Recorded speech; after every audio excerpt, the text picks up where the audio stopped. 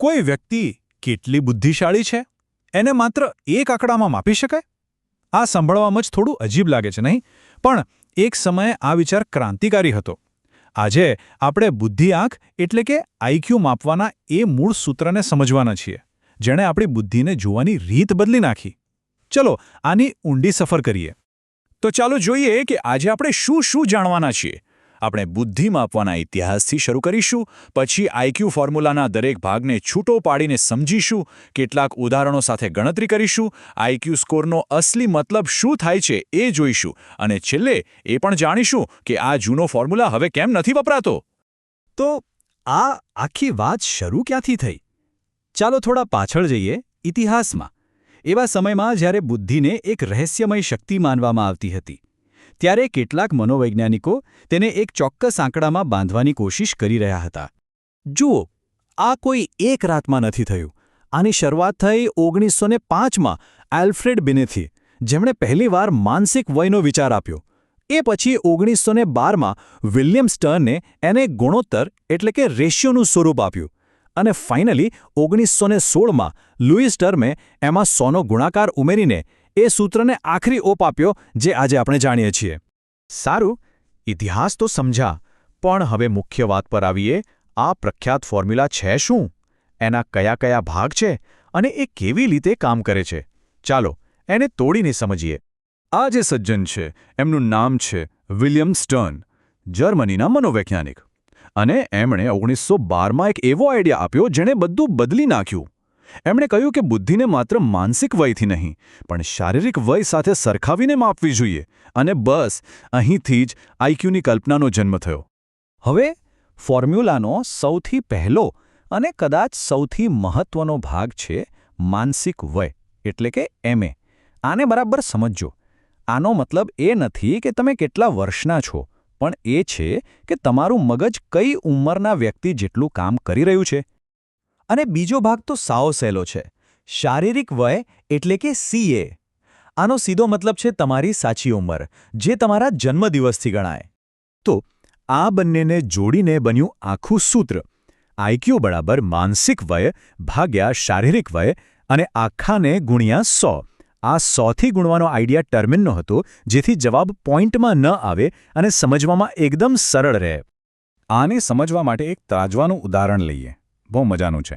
વિચારો કે એક પલ્લા પર માનસિક વય MA છે અને બીજા પર શારીરિક વય CA છે. જો માનસિક વયનું પલ્લું ભારે હોય તો આઈક્યુ 100થી ઉપર જાય. જો બંને પલ્લા બરાબર હોય તો આઈક્યુ બરાબર 100 આવે, એટલે કે સરેરાશ. અને જો શારીરિક વયનું પલ્લું ભારે હોય તો આઈક્યુ 100થી નીચે આવે. એકદમ સરળ છે નહીં? ઘણી થિયરી થઈ ગઈ નહીં? ચાલો હવે થોડું પ્રેક્ટિકલ કરીએ અને જોઈએ કે આ ફોર્મ્યુલાનો ઉપયોગ કરીને અસલમાં આઈક્યુની ગણતરી થાય છે કેવી રીતે. આઈક્યુ ગણવો હોય તો બસ આ 3 સ્ટેપ્સ યાદ રાખવાના છે. પહેલું, વ્યક્તિની માનસિક વય શોધો. બીજું, એની શારીરિક વય તો આપણને ખબર જ હોય. અને ત્રીજું, બસ આ બંને આંકડાને ફોર્મ્યુલામાં મૂકી દો. ઓકે, ચાલો પહેલું ઉદાહરણ લઈએ. ધારી લો કે એક બાળક છે જેની અસલી ઉંમર 10 વર્ષની છે, પણ એનું મગજ 12 વર્ષના બાળક જેટલું તેજ ચાલે છે. તો સૂત્ર શું કહે છે?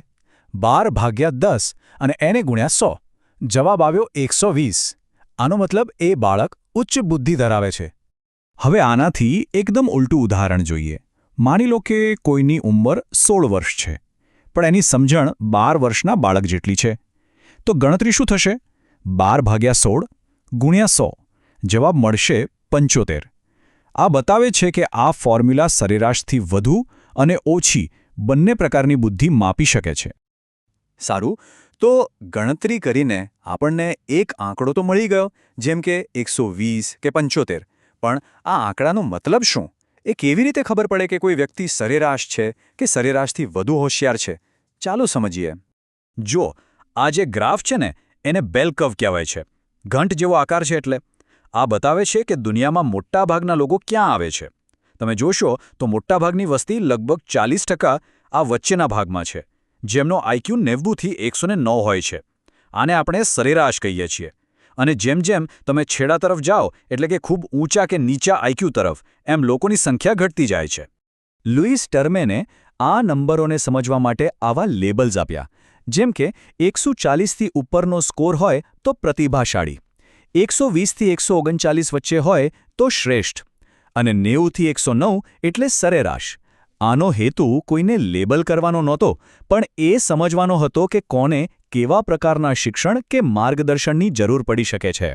આ ફોર્મ્યુલા એના સમયમાં ક્રાંતિકારી હતો એ વાત સાચી, પણ એમાં એક બહુ મોટી ગડબડ હતી.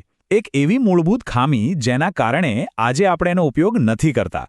ચાલો જોઈએ કે એ ખામી શું હતી. તો પ્રોબ્લેમ શું હતી?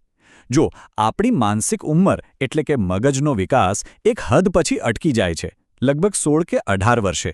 પણ આપણી શારીરિક ઉંમર તો દર વર્ષે વધતી જ રહે છે, બરાબર ને? તો વિચારો, એક 40 વર્ષના માણસ માટે આ ફોર્મ્યુલા વાપરીએ તો શું થાય? દર વર્ષે એનો આઈક્યુ ઘટતો જ દેખાય, જે તદ્દન ખોટું છે. આ જ સમસ્યાને ઉકેલવા ડેવિડ વેક્સલરે વિચલન આઈક્યુ નામની નવી પદ્ધતિ વિકસાવી, જે આજે વપરાય છે. એમાં વ્યક્તિની સરખામણી એની જ ઉંમરના બીજા લોકો સાથે થાય છે. તો વિલિયમ સ્ટર્નનો આ ફોર્મ્યુલા ઇતિહાસમાં એક બહુ મોટો માઇલસ્ટોન હતો, એમાં કોઈ શંકા નથી. એણે બુદ્ધિને સમજવાની એક નવી જ દિશા ખોલી. પણ છેલ્લે એક સવાલ તો મનમાં રહી જ જાય છે. શું ખરેખર કોઈ એક આંકડો, કોઈ એક નંબર, કોઈ વ્યક્તિની આખી જિંદગીની ક્ષમતા, એની સર્જનાત્મકતા અને એની ભાવનાઓને માપી શકે છે? આના પર વિચારવા જેવું છે.